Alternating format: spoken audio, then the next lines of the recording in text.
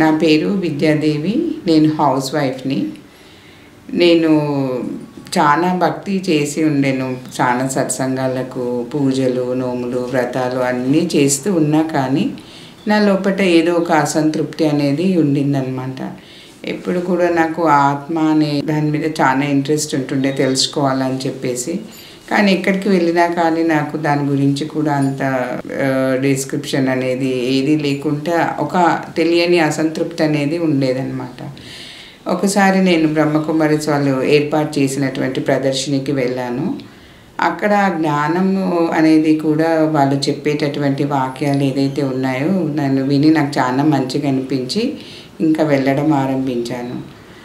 అక్కడ వెళ్ళినప్పటి నుంచి నా మనసు ఏదైతే నా ఆత్మ కోరుకుంటూ ఉందో అది నాకు లభించిందని ఒక చాలా తృప్తి అనేది ఎప్పుడు కూడా నేను అనుభవించలేదన్నమాట. అలాంటి తృప్తి నా జీవితంలో నేను పొందాను. అక్కడ రోజు చెప్పేటటువంటి మహావాక్యాలు ఏవైతే పరమాత్మ మహావాక్యాలు ఉంటాయో వింటూ ఉన్న కొద్ది నా జీవితంలో నేను ఎంతో మార్పు చేసుకున్నాను. ఫ్యామిలీ రిలేషన్షిప్స్లో కూడా యాక్సెప్టెన్స్ అనేది తెచ్చుకొని ఎన్నో ఇబ్బందులు, ఎంతో దుఃఖము అనేది కూడా అనుభవిస్తూ ఉండేదాన్ని అనమాట ఫ్యామిలీలో. ఎప్పుడైతే ఇదన్నీ విని నేను యాక్సెప్టెన్స్ అనేది చేసుకున్నానో రిలేషన్షిప్స్ కూడా చాలా బ్యూటిఫుల్గా అయినాయి. ఇంట్లో పీస్, స్ట్రెస్, స్ట్రెయిన్ అవన్నీ ఏమీ లేకుండా అద్భుతంగా రిలేషన్షిప్స్ చాలా మంచిగా ఉన్నాయన్నమాట. ఇప్పుడు అందరితోటి కూడా మంచిగా వ్యవహరిస్తూ అందరి సపోర్ట్ ఇప్పుడు నాకు లభిస్తూ ఉంది.